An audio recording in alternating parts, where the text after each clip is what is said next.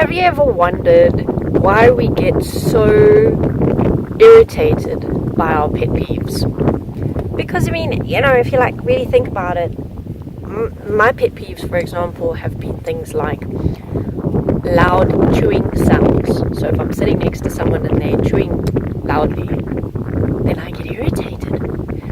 And mouth sounds, like if someone is doing things like that, I get irritated. And if I'm in a bad mood, it doesn't really take much to set me off. It can be just someone trying to talk to me at the wrong moment, especially if I'm trying to concentrate and then someone comes and they start talking to me and I'm like, can you not see that I'm busy? Leave me alone! And then, obviously when I actually say things like that and in that way, it makes the other person feel kind of bad, and it makes me feel bad afterwards, and all of these things. So we all have these little,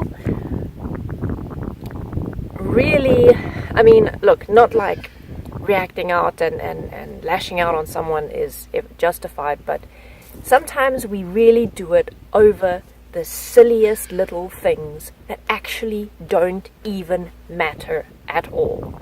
So what if someone is chewing loudly? Why does that sound irritate me?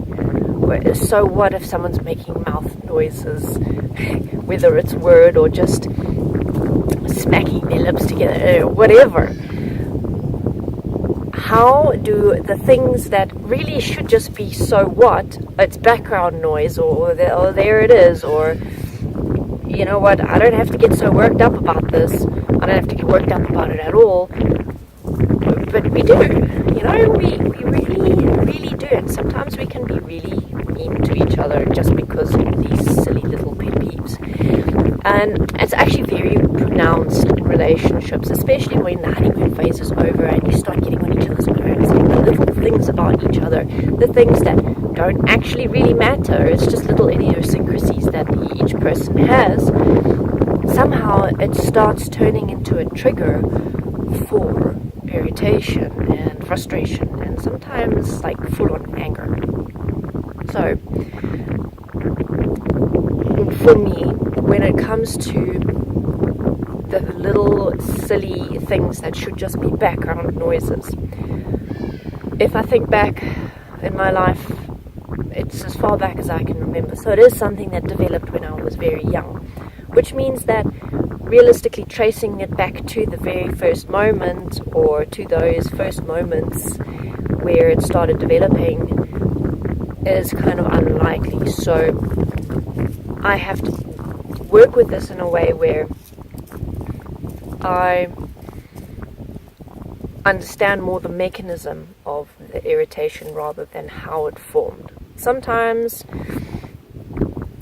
we don't know how something formed because it happened when we were really young, and we can't go back to those particular memories and deconstruct them and see, okay, this is how I felt in that moment, this is how I reacted, okay, now alright, that's why I'm reacting this way today. So when I'm looking at these things, I look at it in terms of, first of all, it's become a habit. It's become an automated response. I hear a particular sound, it registers in me, so I pick it up as something other than background noise, and then the pattern kicks in of, okay, there's that sound again, OMG, I'm going to kill someone. And that automated response is the thing that I need to change. Because in the heart of the point, it's not like there's one particular reason. It's not like I can see any one particular thing that is causing this particular reaction in me. So what I focus on doing is dealing with that habit. It's almost kind of like an addiction. Deal with the physical response in the moments that it happened. So I prepare myself. All right, next time that I get so irritated when I hear that noise, what I'm going to do is I'm going to remind myself that, hey, you know what? There is absolutely no reason that justifies this reaction that I'm having right now. I'm going to focus on breathing. I'm going to bring my awareness from that sound, because what happens is that all of my focus shifts to that, and I lose touch with everything else. I lose touch with how I feel within my body, my breathing, everything. It's like I zone in on that noise. So focus on my breathing, get me back in my body, get me centered, get me here and present.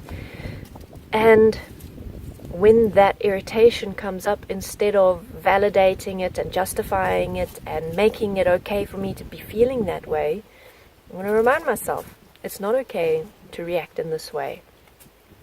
I don't want to react in this way. I want to just ignore this. This is not something that I want to register at all as any kind of reactionary thing. So doing that every single time I get triggered, which, depends from day to day. Some days I'll have a lot of triggers, and some days I might be more on edge. Those days, sure, they can be quite challenging.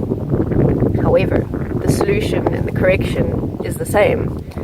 Even though I have to push myself a little bit harder, I have to focus a little bit more on my breathing, I have to really make an effort,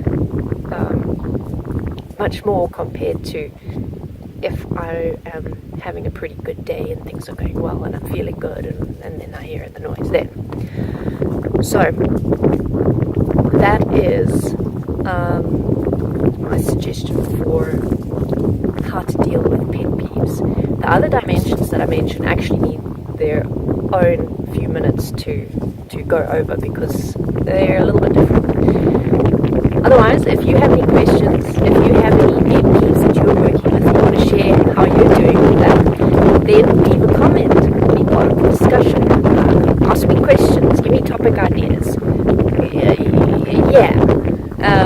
If you want to support me, you can do it on Patreon. And otherwise, thank you for watching. You're going to see me next time.